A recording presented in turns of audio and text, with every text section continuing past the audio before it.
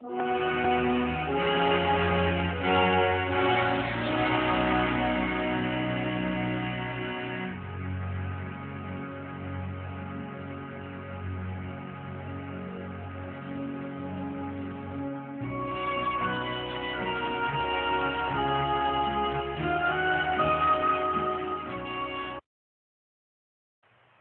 paz de Cristo para todos. Está a começar agora o programa O Verbo de Deus, um programa patrocinado pela a produtora NG Records. E hoje estaremos a falar de um tema muito polêmico no mundo evangélico. E por essa razão estamos aqui com dois homens que foram convidados pela produção. À minha esquerda estou a falar do obreiro Ademilson, da Igreja ou Ministério do Livramento. Seja bem-vindo ao programa O Verbo de Deus. E à minha direita está o doutor de teologia, doutor básico de teologia, que é o nosso mais velho Basílio Manuel. Seja bem-vindo neste lugar. Muito obrigado. Ok? E hoje estaremos a falar concretamente sobre o tema livros apócrifos. Acreditamos que durante os séculos, durante os tempos, houve muita mesa redonda a debater sobre este mesmo conteúdo, sobre o livro apócrifo. Mas quando estamos a falar sobre o livro apócrifo, quem que realmente vê a mente? Por favor, o senhor Basílio. Muito obrigado pela oportunidade que nos é concedida. Estamos aqui na produtora NG Record para falarmos sobre livros apócrifos. De certeza, falar de livros apócrifos é nada mais e nada menos falar acerca daqueles livros que são rejeitados pela Bíblia protestante e aceitos pela Bíblia católica. Falar de apócrifo, estaremos a falar de... Apócrifo é uma palavra de origem grega, né? No grego clássico, que significa oculto ou difícil de entender. Ok, e por favor, aqui o senhor Ademilson, por que razão o livro apócrifo não consta naquilo que nós chamamos da Bíblia traduzida pelos protestantes, mas os catolicismo eles abraçaram esse livro? Ok, em primeiro lugar, existem várias razões que fazem com que esses livros não constem na Bíblia protestante. Então, os católicos praticamente acabaram por incluir, né, na sua própria Bíblia algo que não devia ser feito. Por quê? Porque daquilo que já foi dito, né, que os livros apócrifos são livros de difícil compreensão. Então, sendo de difícil compreensão, os seus ensinos acabam por chocar com a Bíblia Sagrada. Então, de forma introdutória, estaria dizendo que não poderiam fazer parte da Bíblia Sagrada, porque, afinal de contas, foi uma confusão a inclusão destes livros apócrifos. Por quê? Porque até a história narra que, para incluir esses livros aqui, foi debaixo de uma confusão, debaixo de uma luta. Então, dá para entender que esses livros não foram inspirados por Deus.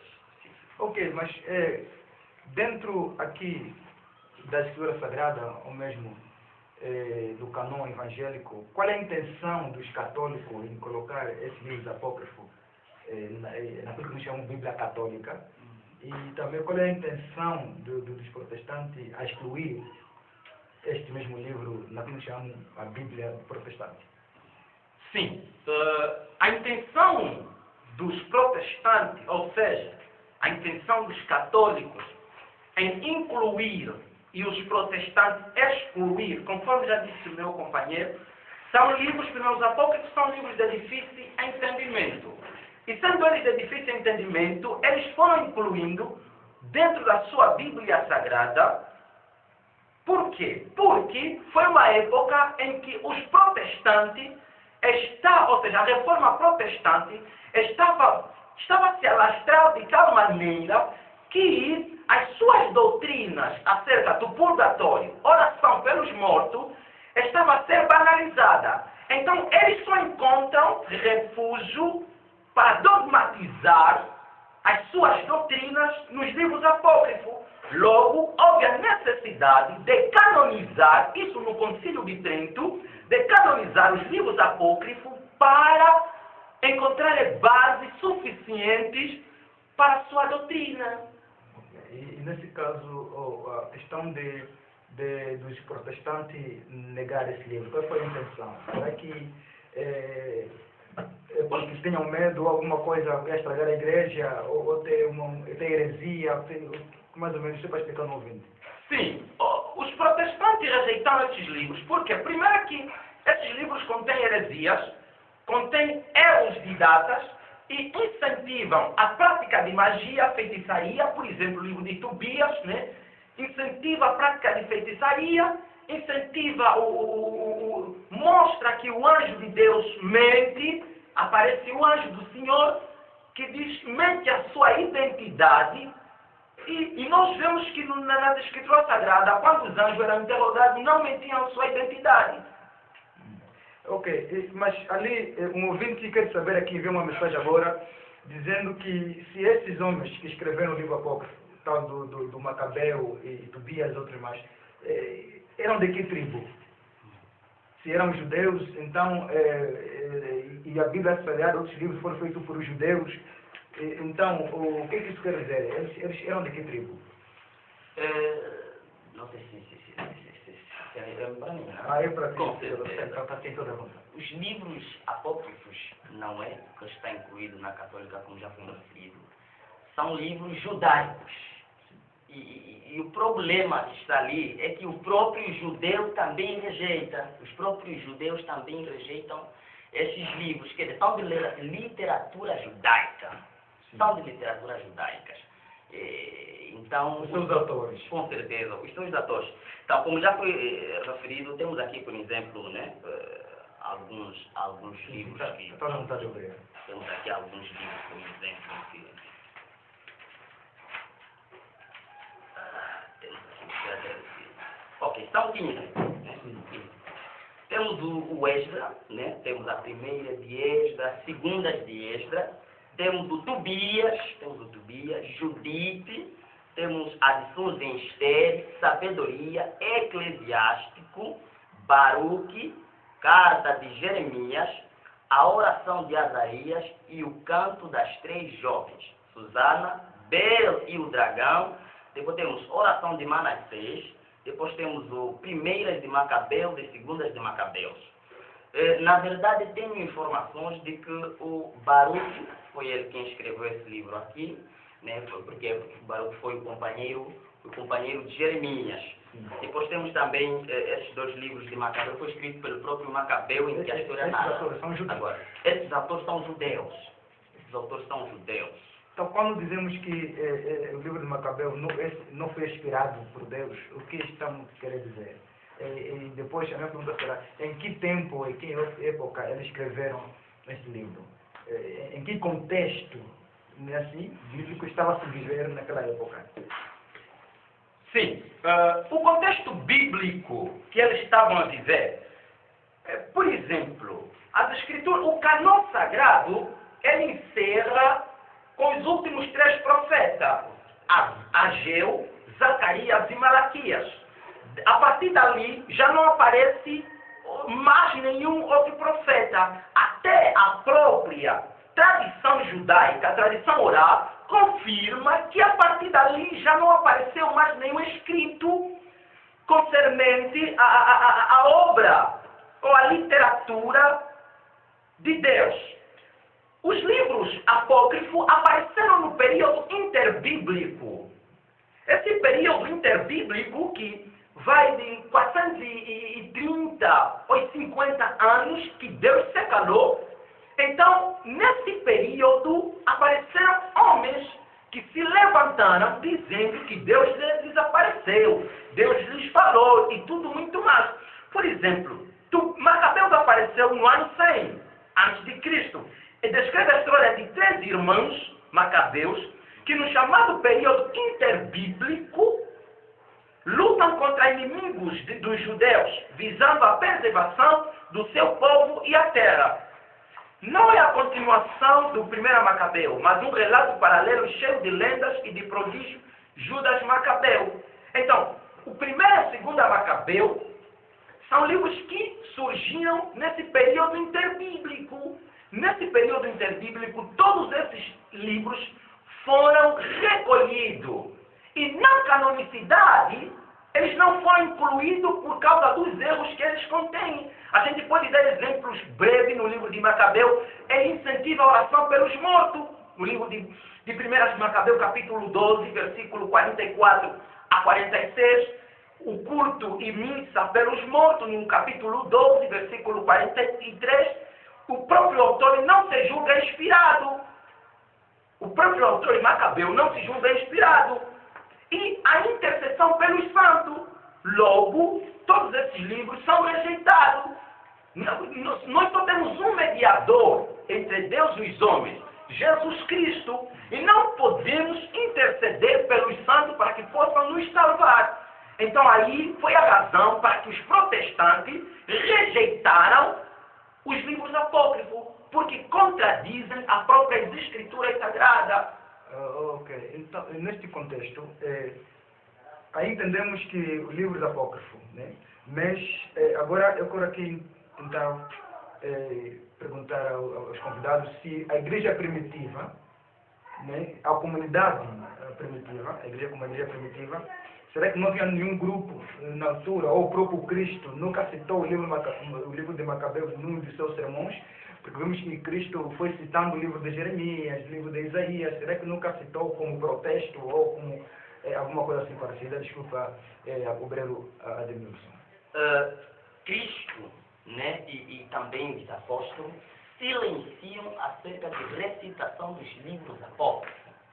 Então, nós não vemos praticamente Jesus recitando um livro apócrifo como uma regra de fé, dizendo que abra no livro de Macabeus, abra no livro de Tobias, porque, como disseram os profetas. Por quê? Porque até os próprios livros de apócrifo não têm uma ligação com a própria escritura em si, conforme o Antigo Testamento tem. O Antigo Testamento tem uma interligação, cada um cita outro, cada um menciona outro. Assim também no Novo Testamento, o do Novo Testamento, os autores vão mencionando os autores passados. Então, nós não vemos isso nem nos livros apócrifos, não vemos também nem Jesus, nem os apóstolos fizerem uma ligação ou recitação dos apócrifos como regra de fé. Então, perante o programa O Verbo de Deus e perante os ouvintes, estão a afirmar que o livro apócrifo não foi inspirado por Deus. Onde eles buscaram a inspiração para escrever o livro de apócrifo? De onde veio essa inspiração? Se não foi por Deus, de onde veio essa inspiração? Sim. De onde vem a inspiração? As Sagradas Escrituras nos afirmam, né, que toda a Escritura divinamente inspirada, ela é proveitosa para corrigir e instruir em justiça. Agora, uma Escritura que não corrige, nem tampouco instrui com justiça, então nós não sabemos qual é a inspiração.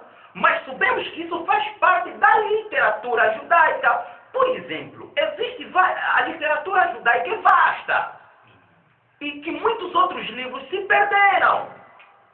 Esses livros que se perderam da literatura judaica não estão inclusos num canon sagrado. Por exemplo, o catolicismo diz que existem 3 Bíblias, que é a Bíblia judaica, a Bíblia católica e a Bíblia protestante. Que, na verdade, só existe uma Bíblia. O que existe são diferentes versões ou traduções. A Bíblia hebraica, ele rejeita os livros apócrifos e o Novo Testamento.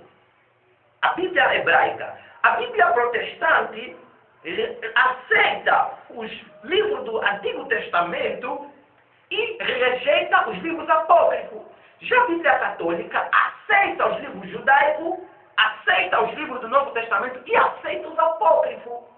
Por que eles foram canonizar isso no Concílio de Trento? Eles foram canonizar aquilo que eu já tivera dito. Por causa da reforma protestante. Eles estavam a protestar contra a mariolatria. Estavam a protestar contra o culto aos mortos, oração pelos mortos, as missas. Todas essas coisas não tinham como encontrar sustento. Então eles tinham que canonizar todos esses livros apócrifos que é difícil entender para ter sustento às suas heresias. Nós sabemos que para formar, para dogmatizar, para fazer uma doutrina, temos que ter testemunha de 2 ou de mais versículos. Então houve necessidade de eles dogmatizar, ou seja, canonizar, aceitarem no canon sagrado esses livros para posteriormente ter sustento de que quando alguém lhes perguntar, eles vão dizer que sim, está na Bíblia. Ok, então o livro apócrifo, realmente, eu acho que os ouvintes estão a entender realmente o objetivo e a intenção desse debate, mas será que não temos nenhum versículo, ou melhor, nenhum verso, né, ou capítulo, como que era, dentro do livro apócrifo que tem uma palavra positiva de edificação? Será que todo o pacote do livro apócrifo é negativo? Esses livros apócrifos, na verdade, eles apresentam, né, vários assuntos positivos. Vários assuntos positivos, porque até o livro de Macabeus, portanto, apresenta uma história no período grego. Então, eles lá estavam a apresentar como é que o povo, né, perseverou na sua própria doutrina, guardando o sábado. Então, lá conta várias histórias, né, vários heróis que eles dizem da fé. Mas só que não é uma regra de fé.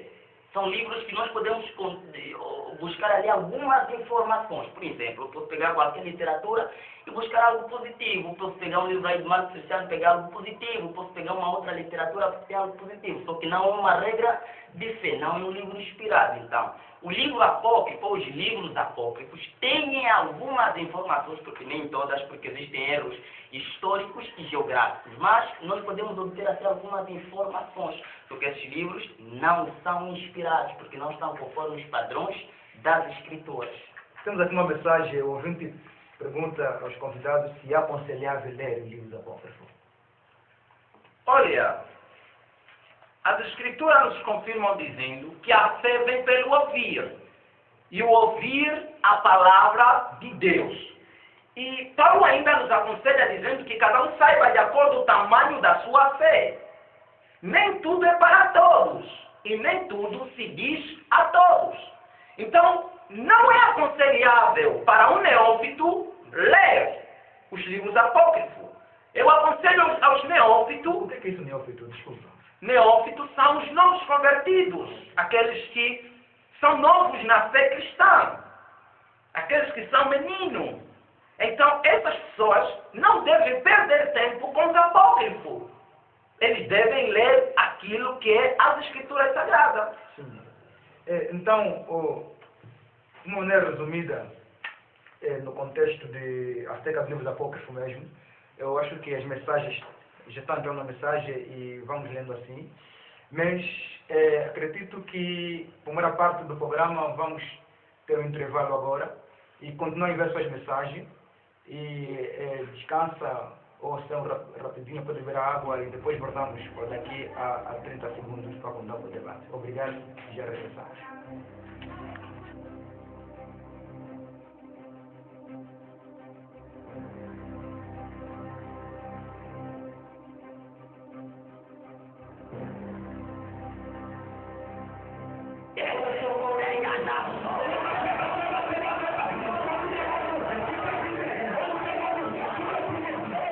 Basílio Manuel, meu nome, sou angolano, residente em Benguela, concretamente no município do Lobito.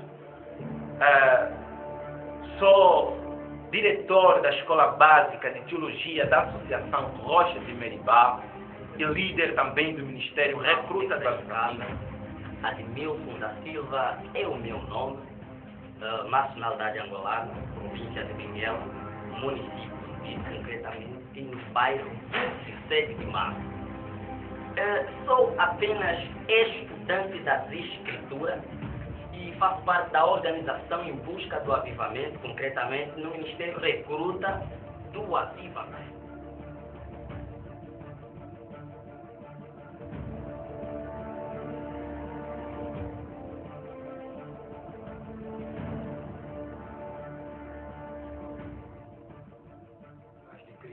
todos. Estamos de volta na segunda parte do programa. Só para dizer que este programa é patrocinado pela NG Records e o nome deste programa é O Verbo de Deus. Hoje estamos a falar sobre livros apócrifos e à minha direita está o senhor Basílio Manuel, professor da Escola Básica de Teologia da Associação Rocha de Miribá. Outra vez, muito obrigado. E à minha esquerda está o obreiro do Ministério em Busca de Avivamento. Muito obrigado. Grande homem de Deus, irmão Admilson. Continuando com a nossa conversa, paramos num ponto muito importante e que os ouvintes foram enviando a mensagem durante o intervalo. E a primeira mensagem que me chama a atenção foi que se o livro apócrifo, a católica é a única denominação ou a religião que deu o aval, ou deu crédito a estes livros apócrifos. Sim. A Igreja Católica, ela não é a única denominação religiosa que aceita ou aprova os livros apócrifos. Nós temos vários outros grupos, como os anglicanos, as igrejas ortodoxas. Elas nutrem diferentes concepções a respeito dos livros apócrifos. Os anglicanos, as igrejas ortodoxas, por exemplo, a igreja católica ortodoxa, ela aceita também os livros apócrifos, a igreja anglicana também, e vários outros grupos dos protestantes, mas com a sua maior autenticidade, os católicos romanos. Ok, então o livro apócrifo, ela dentro do mundo evangélico protestante, ela é rejeitada porque foi escrito no tempo interbíblico ou através do conteúdo que contém os livros apócrifos? Ok. Muito bem. Tenho aqui algumas razões que fazem com que esses livros não sejam incluídos no cânon bíblico. Não é que é 66 livros das Escrituras. Então temos a primeira razão, é que não foi mencionado pelo maior historiador judeu, José, que viveu no primeiro século.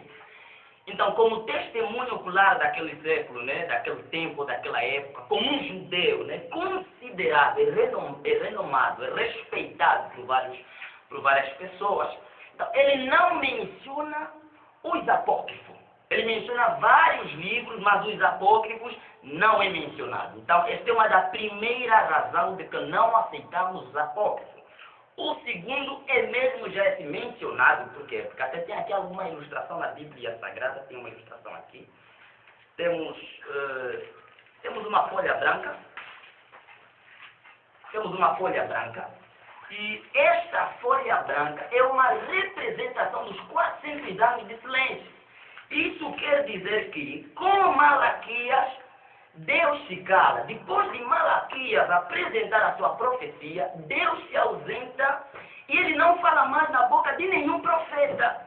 Então temos aqui uma representação que é uma folha branca, dando a entender que esses 400 anos intertestamentário, interbíblico, mostra apenas que ali Deus estava num silêncio. Então os apócrifos dizendo que Deus falou comigo, tenho aqui nos livros, não podemos aceitar. A outra razão são erros históricos e geográficos que os próprios livros apresentam, uma confusão que os livros apresentam. Então, pegando essas informações erradas e falsas, faz com que nós não aceitemos os livros apócrifos. E temos ainda mais outra razão, que é que esses livros não se harmonizam, os seus ensinos não se harmonizam com a Bíblia Sagrada. Eu quero aqui abrir só uma referência bíblica. O livro de Isaías, capítulo 8, versículo 20, diz o seguinte. Ok. Isaías, capítulo 8, versículo 20, diz o seguinte. À lei e ao testemunho, se eles não falarem segundo esta palavra, nunca verão a alva. Se os livros apócrifos não falam segundo esta palavra aqui, então não podem ser incluídos dentro do canon bíblico dos livros inspirados. Sim, mas a pergunta ainda continua. Se realmente esses livros, elas foram realmente rejeitados no mundo cristão protestante porque ela foi escrita no tempo antibíblico ou porque o conteúdo que ela contém está fora do contexto da revelação divina. A sua rejeição pelos protestantes não é claramente por aparecerem no período interbíblico, mas uma das razões primordiais é por não se harmonizarem com toda as escrituras, com o resto das escrituras. Então seja anátema.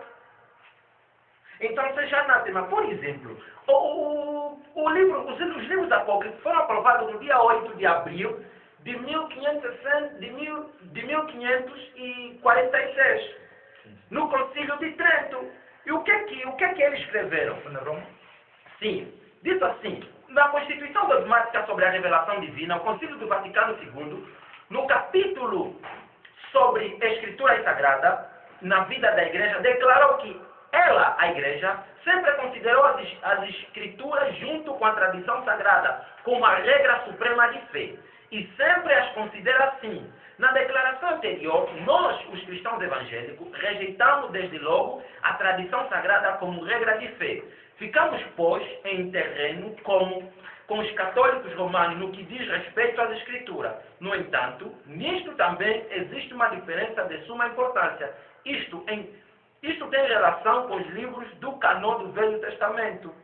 Significa dizer que, nessa reunião, eles concordaram que os apócrifos, por causa da tradição, nós vamos canonizá-los. Por causa da tradição, nós vamos canonizá-los. Mas ela está em constante controvérsia com as Escrituras Sagradas, com o resto das Escrituras Sagradas. Então, Bíblia não contradiz Bíblia e Bíblia interpreta a Bíblia. Ok. Então, temos uma mensagem aqui. Eu acho que este que eu estou acompanhando o programa e enviou uma mensagem dizendo que ele olha os livros apócrifos como um livro moral de educação. Ela diz que o livro apócrifo não incentiva a violência, nem a prostituição, nem adultério.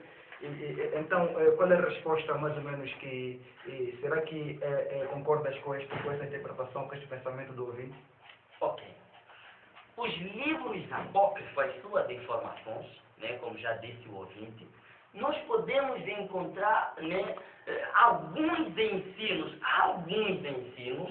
que podemos adquiri-la para o nosso dia a dia. É algo moral, é algo que ensina, tem uma potência positiva. Então podemos adquirir algumas informações. Só que a natureza do próprio livro, e a Bíblia fala que quem não ajunta, espalha.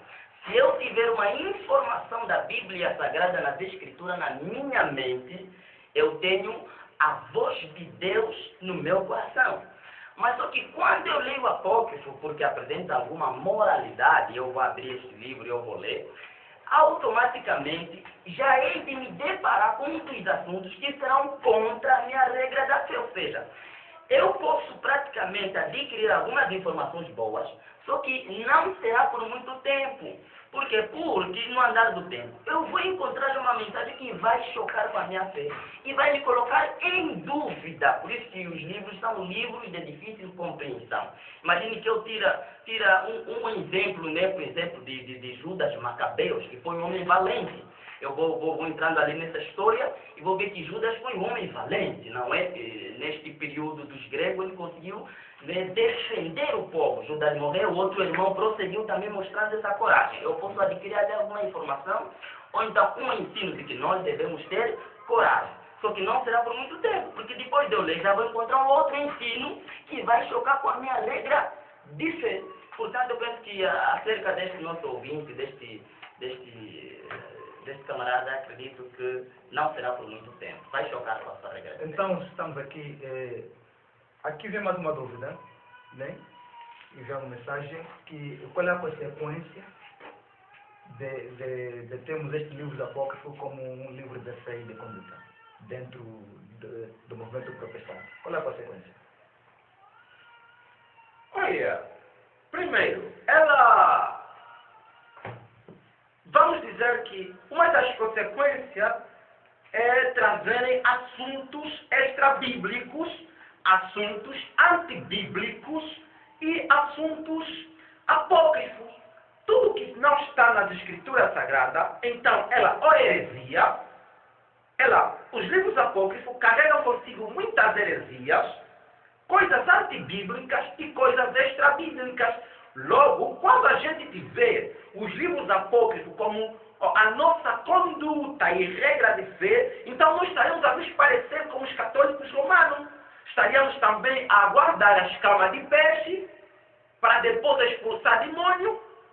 Estaríamos a incentivar a idolatria. Tínhamos que realizar missa dos mortos. Todas essas coisas estaríamos a introduzir dentro do evangelicalismo angolano, para não ser um evangelho, um grupo, uma igreja evangélica, católica ao mesmo tempo. Logo, porque em si, essa decisão dos livros apócrifos não foi unânime lá no Concílio de Trento, nem todos os católicos aprovaram. Por quê? Porque aí houve uma luta entre os franciscanos, os dominicanos e os jesuítas a respeito dos próprios livros apócrifos. Vamos ver o que é que o Papa Gregório diz. O Papa Gregório é um exemplo de que não aprova os livros apócrifos. Diz que olha, essa decisão em Trento não refletiu uma anuência universal indisputável dentro da Igreja Católica. Os católicos não foram unânimes quanto à inspiração divina nesses livros. Lorraine Bonner cita o seguinte a respeito do Papa Gregório. O Grande declarou que, primeiro, Macabeus, um livro apócrifo, não é canônico. O Papa Gregório, ele disse que o primeiro de Macabeus não é um livro canônico, não deve ser canonizado. O Papa, mas o concílio aprovou, os cardeais aprovaram. Vejam que o cardeal disse, nessa exata época da reforma, o cardeal Cajetan, aquele que estava contra Lutero, em Augsburg, em 1518, publicou comentários sobre todos os livros históricos fidedignos do Antigo Testamento. Eles omitido os apócrifos, quer dizer, ele publicou todos os livros, esse cardeal, mas não publicou os livros apócrifos. Ok.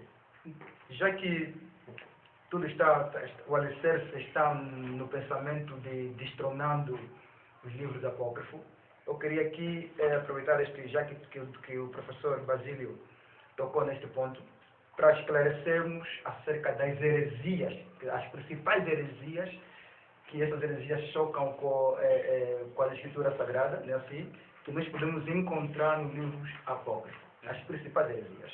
Ok, muito bem. Eu vou mencionar aqui algumas heresias apresentadas naturalmente nesta literatura judaica que os evangélicos rejeitam, os protestantes rejeitam. Então temos aqui, né, e já foi referido na nossa conversa, nessa abordagem, já foi referido algumas heresias. Temos, por exemplo, a arte mágica. Nós encontramos no livro de Tobias, capítulo 6, versículo de número 5 a 8. E o que realmente a Bíblia diz acerca da arte mágica? Temos, por exemplo, você que está em casa pode até abrir ali na sua casa o livro de Atos 16, versículo 18. O livro de Atos 16, versículo 18. Você está em casa, abra ali mesmo a sua Bíblia e confirme aí em casa.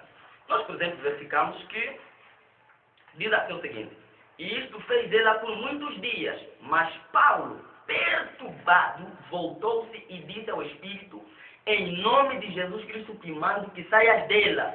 E na mesma hora saiu. Nós vemos que Paulo expulsa demônio numa mulher feiticeira que ela também trabalhava nesses assuntos de artes mágicas.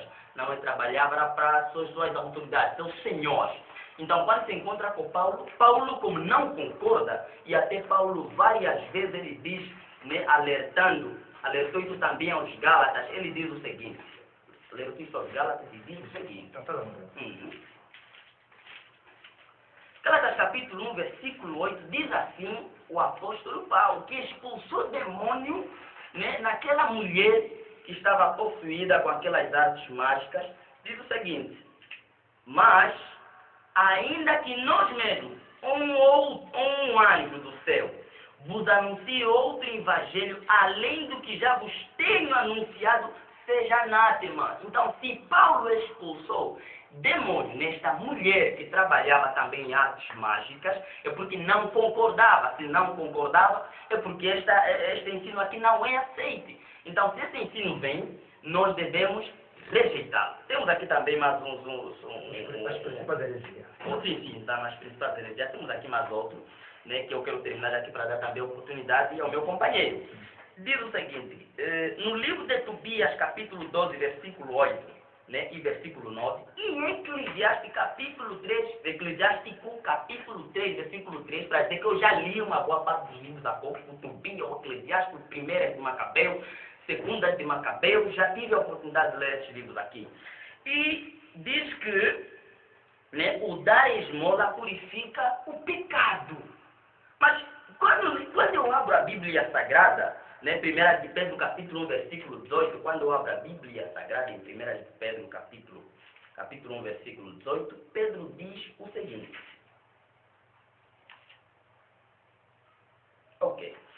Sabendo que não foi com coisas corruptíveis como prata ou ouro que foste resgatado da vossa vã maneira de viver, que por tradição recebeste dos vossos pais, mas com precioso sangue de Cristo, como de um cordeiro imaculado e incontaminado.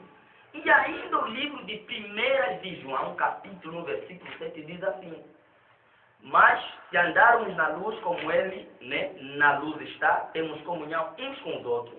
E o sangue de Jesus Cristo, seu Filho, nos purifica de todo pecado. Não é pelas obras que seremos purificados, não é das obras. Professor, esse livro de Eclesiástico. Eclesiástico que o professor disse, é o mesmo Eclesiástico que escreveu o rei Salomão?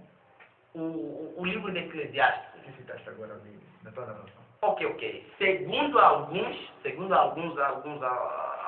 pessoas dizem que é o mesmo que Salomão. Por quê? Porque tem também até sabedoria que também é atribuído ao próprio Salomão. Mas nós rejeitamos esses livros aqui. Ok, mas não sei se o professor quer acrescentar acerca das heresias principais que encontramos no livro da Apócrifo. Sim, eu vou fazer menção de 3 heresias principais também. Eu vou fazer menção eles ensinam a existência de um lugar chamado purgatório. Os livros apócrifos, eles ensinam a respeito do purgatório. Este ensino é herético e é satânico, inventado pela Igreja Católica Romana, de que o homem, mesmo morrendo perdido, pode ter uma segunda chance. Não é isso? E o livro de Sabedoria, capítulo 3, versículo 1 a 4, diz assim, vou ler, o que é que diz o livro de Sabedoria? Diz assim: as almas do justo estão na mão de Deus, e não os tocará o tormento da morte. Pareceu aos olhos dos insensatos que morriam, e a sua saída deste mundo foi considerada como uma aflição, e sua separação de nós como um extermínio. Mas eles estão em paz no céu, e se eles sofreram tormentos diante dos homens, a sua esperança está cheia de imortalidade. Esse último trecho, eles consideram que a sua esperança está cheia de imortalidade. Significa dizer que eles acham que a pessoa que morreu, morreu, não foi diretamente ao céu, nem tampouco ao inferno. Está num lugar chamado purgatório para ser purificado. E esse ensino, eles ensinam que o tormento do justo, em que o justo está no purgatório e purifica para entrar na imortalidade, neutraliza o sacrifício vicário de Cristo. Cristo morreu e aniquilou todos os nossos pecados. Não é necessário passar para o purgatório para entrar no reino dos céus, porque ao homem está ordenado morrer uma só vez. Após disso vem o juízo. Depois ele ensina também que os anjos mentem. Os anjos mentem. Tobias capítulo 5, versículo 19, do versículo 5 ou 15 a 19, apareceu aí um anjo Rafael, que mentia a Tobias. E esse é um ensino também antibíblico. Um anjo de Deus não poderia mentir sobre a sua identidade, sem violar a própria lei santa de Deus. Vamos ver o que é que o livro de Lucas 1, 19, ele afirma. Vamos ver. O que é que as escrituras dizem? Se os anjos de Deus podem mentir a sua identidade. Lucas 1,19 diz assim: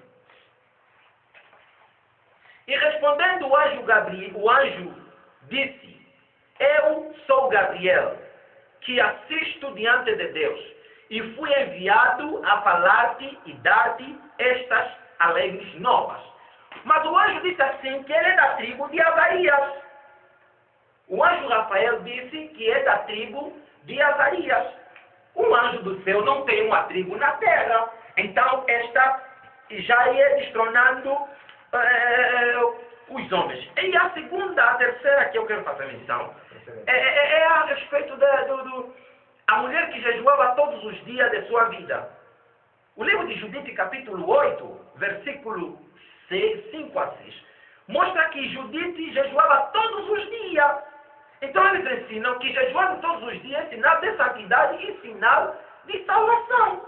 Esse texto lendário tem sido usado por Roma relacionado com canonização dos santos, da idolatria. Assim, porque Jesus jejuou durante 40 dias e 40 noites, então eles também canonizaram Judite como uma santa católica. De tal maneira, esse sacrifício, isso é uma lenda, que muitas das vezes tem sido protagonizada por Leonardo da Vinci, no seu livro Código da Vinci.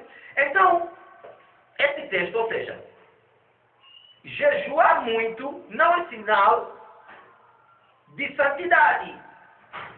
E nem tampouco jejuar muito é sinal de comunhão com Deus. Não vamos canonizar aqui que quem jejua muito é o único que tem comunhão com Deus.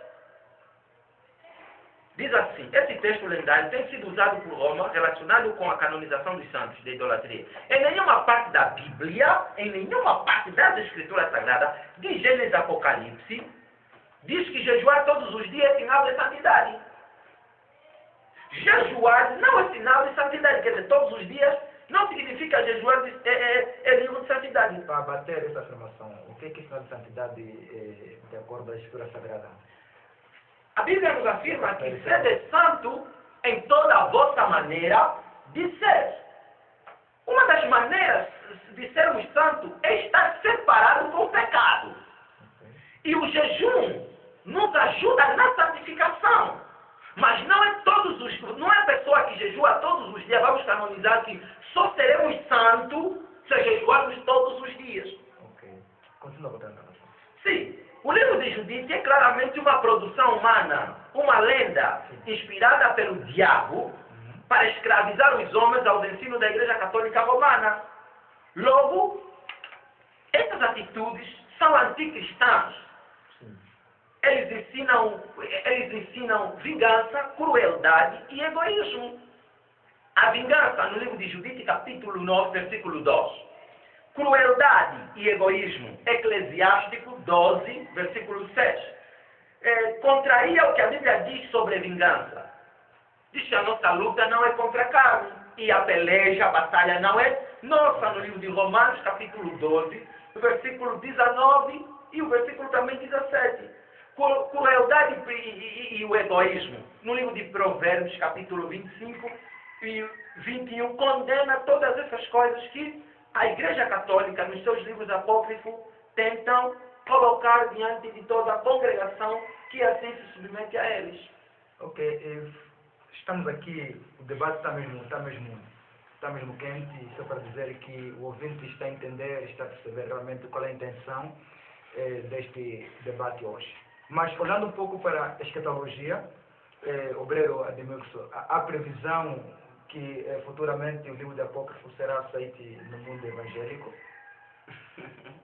já que, olhando por Apocalipse, já há luzes do Anticristo, uma única religião, e é por ali onde eu quero chegar. Ok, existem várias perspectivas concernentes ao futuro. E nós verificamos que a cada momento a Igreja Católica procura uma interligação com os protestantes. Procura sempre uma reunião, uma ligação. Temos o ecumenismo, não é? Em que eles têm alguns encontros com os protestantes. Mas, enfim, os protestantes ainda, né, acabam por permanecer no fundamento dos apóstolos. No sentido de que, né, estes apócrifos até agora ainda são rejeitados. Então, futuramente, não sei, mas está a haver muita ligação, aquela ligação entre os católicos e os protestantes tentarem entrar em um acordo. Mas até agora, os protestantes não aceitam os apócrifos. O livro apócrifo fala um pouco sobre o arrebatamento, a vinda de Cristo, ou uma coisa parecida? Os livros apócrifos, eles não falam do arrebatamento, nem tampouco a vinda de Cristo. Não falam. E qual será a sua posição se futuramente a Igreja Protestante aderir aos livros apócrifos? Qual será a sua posição, pessoalmente? Pessoalmente, eu estarei somente com as Escrituras. Você vai se desconverter quando isso acontecer? Não. Permanecendo na rocha inabalável, Cristo Jesus.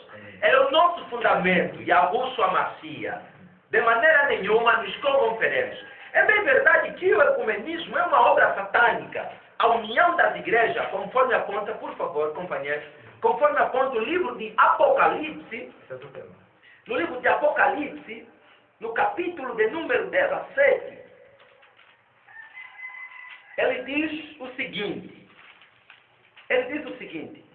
e veio um dos 7 anjos que tinha as 7 taças e falou comigo dizendo, vem mostrar-te-ei a condenação da grande prostituta que está sentada sobre muitas águas, com a qual se prostituíram os reis da terra, e os que habitam na terra se embebedaram com o vinho da sua prostituição.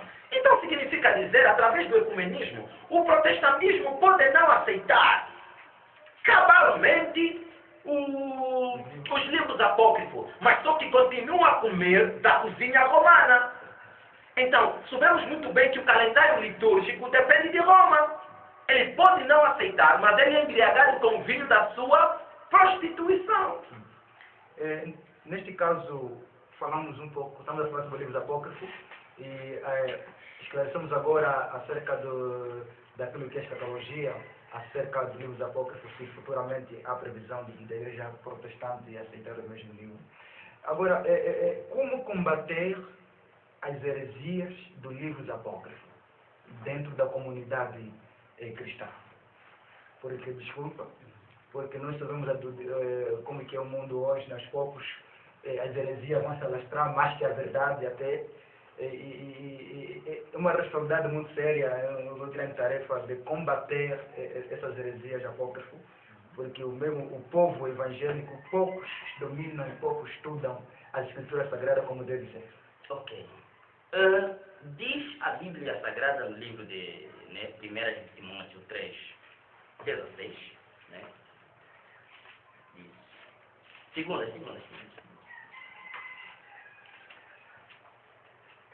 Ok.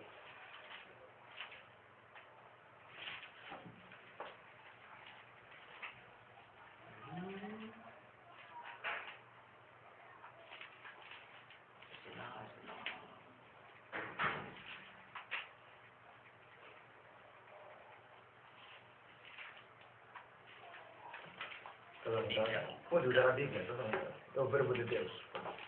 Tem que utilizar a Bíblia porque os ouvintes têm que sair com palavra. Ok. Segunda de Timóteo, texto muito famoso, capítulo 3, versículo 16, diz o seguinte: toda escritura, né, divinamente inspirada e proveitosa para ensinar, primeiro ponto, para redarguir, segundo ponto, para corrigir, terceiro ponto, né, para instruir em justiça, 4 pontos. Então, pegamos esses 4 pontos.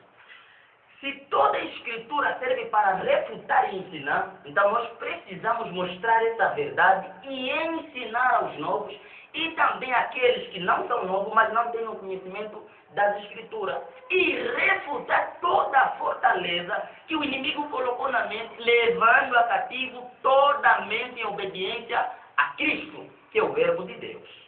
Então, estás querendo dizer que a maneira de combater ou evitar realmente a heresia dos livros apócrifos é instruir a palavra de Deus? Instruir a palavra de Deus. Ok. Sim. Professor Basílio, dentro do pensamento aqui do obreiro Admilson, quer acrescentar alguma coisa no concerne em combater essas heresias dos livros apócrifos? Sim. É tão fácil assim esse desafio? O livro de primeira carta de apóstolo Paulo aos Coríntios, no capítulo de número 11, no verso de número 19, ele diz que até importa que haja entre vós heresias, para que os que são sinceros sejam manifestos entre vós. Necessariamente tem de haver essas heresias para os verdadeiros, para que os homens da sã doutrina, não é isso, possam instruir com justiça.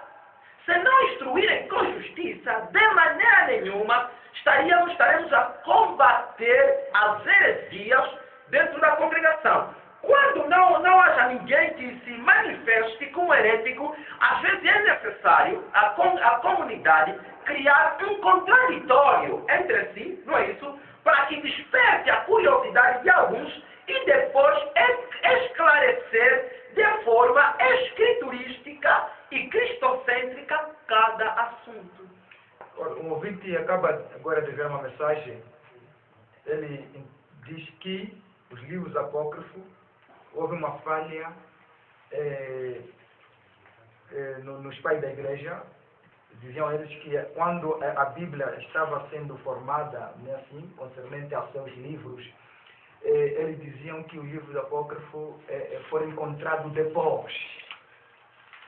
Diz que foi encontrado depois, por isso é que não consta no livro, na Escritura Sagrada. Será que isto é uma realidade, irmão Admilson? Não é uma realidade. Por quê? Porque não é uma realidade porque, afinal de contas, esses livros já existiam desde muito tempo, desde os séculos antigos. Como também já existiam as escrituras aprovadas. Existe uma regra, uma regra aprovada pelos grandes teólogos, pelos grandes teólogos, tanto os judeus como os cristãos, que é a regra do canon. Então, eles pegaram esta palavra canon, que significa vara de medir, mas tem traduções, em nossas traduções portuguesas, por exemplo, traduzimos como um padrão bíblico. Esses livros já estavam ali. Então, forma-se o primeiro concílio. No final do primeiro século, os judeus se encontram, concílio de Jarmina, é chamado de concílio de Jarmina. Então, eles se encontram e começam a selecionar estas escrituras que estão num só padrão, que estão de acordo, conforme a regra daquilo que aprendemos oralmente. E os livros apócrifos foram sido rejeitados. Só que, mais tarde, surge praticamente a Bíblia, a Bíblia que era aceita antigamente pelos católicos e pelos evangélicos. São de 66 livros. Então surge um concílio, em que eles formam os 27 livros, juntando com os 39 dos judeus, que formam uma só Bíblia. Só que depois os católicos é que vieram recolher mais esses escritos que já foram negados por eles próprios no primeiro concílio. Agora eles voltam mais no concílio de Trento a colocá-los nas escrituras. Mas por que tão tarde? Por que naquele momento que se colocou os 66 livros não contestaram já e não colocaram já ali? Por que vieram colocar mais tarde? Então é uma confusão dos católicos. Ok. Estamos mesmo prestes a terminar o programa. Eu quero dizer aos convidados a conclusão ou uma palavra final acerca do mesmo tema, livros apócrifos. Sim. A respeito, resumindo, todos esses argumentos, essa postura afirma que o amplo emprego dos livros apócrifos por parte dos cristãos desde os tempos primitivos é evidência da sua aceitação pelo povo de Deus. essa longa tradição culminou no reconhecimento oficial desses livros no Concílio de Trento. No Concílio de Trento foi sido aprovado, mas eles, os evangélicos, têm apenas como, eles vejam muitos dos evangélicos como um livro de investigação apenas. Um livro de investigação. Não devem ser vistos os apócrifos como um livro de regra de fé. Pode ser um livro de consulta, um livro de investigação, mas não deve ser para neófitos. Não deve ser para neófitos. Qual é a conclusão que realmente o obreiro quer deixar acerca do mesmo tema que são livros apócrifos, por favor? Já tive a oportunidade de ler esses livros apócrifos, então, como experiente, aquele que quiser obter uma informação, talvez, do mundo grego, né, que naquela altura escreveu-se o livro de Macabeus, alguém talvez queira ter uma informação acerca do que aconteceu, né, no livro de Judite, e lá mostra lá uma coragem desta mulher, Judite. E também temos o livro de sabedoria, que tem lá, é que nem uma cópia. Temos o livro de Eclesiástico, tem lá alguns ensinos, algumas reflexões. Mas, como já foi dito, neófitos, não atrapalhem vossa mente com o conjunto de heresia que está nesses livros. Portanto, a minha palavra final é não atrapalharem as vossas mentes. Vocês que são novos, mas podemos tirar alguma informação útil. Obrigado. Para já quero agradecer a presença dos nossos convidados. Estou a falar da pessoa do professor e diretor da Escola Básica de Teologia da Associação Rocha de Miribá, aqui a Excelência Basílio Manuel. Esperamos que pela próxima venham com mais bagagem e que qualquer coisa estaremos aqui para o receber. Também agradecemos a presença do obreiro do Ministério Igreja em Busca de Avivamento, que é nosso irmão Admilson. Muito obrigado, agradecemos pela sua presença. Sempre disponível. Graças a Deus. Está a terminar uma edição do programa O Verbo de Deus, que é patrocinado pela NG Record. E para aderir realmente aos mesmos a esse tipo de programa ou mesmo a essa atividade, entra no nosso site www.ngrecord.com.au ou então visita o site www.youtube.com/o-verbo-de-Deus.com. Estamos juntos, que Deus te abençoe. Fica na paz.